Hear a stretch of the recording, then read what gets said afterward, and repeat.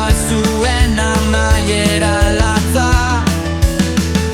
Osotu zen eguna, poliziek heltzean, elkartasuna apurtzea zen helburu bakarra. Eskubideak zapalduz, erruki gabe jokatuz, tenplua gasekin erasotzean.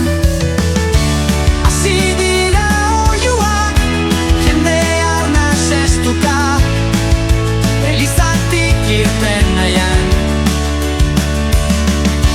Grisen baraka airean, norbaitek jaso behar, gorpuak lurrean. Hostildako izan dira, zaurituak ehundaka, kalera heltzean.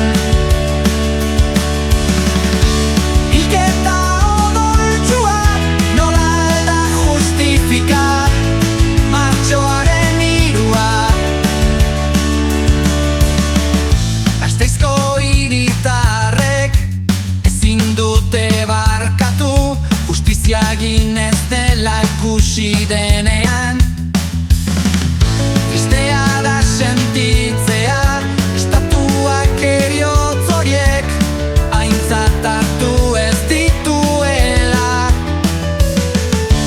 Hainbeste urte ostean, irudia gogoan, naiz eta egoera bizitzeko aukera ez nuen.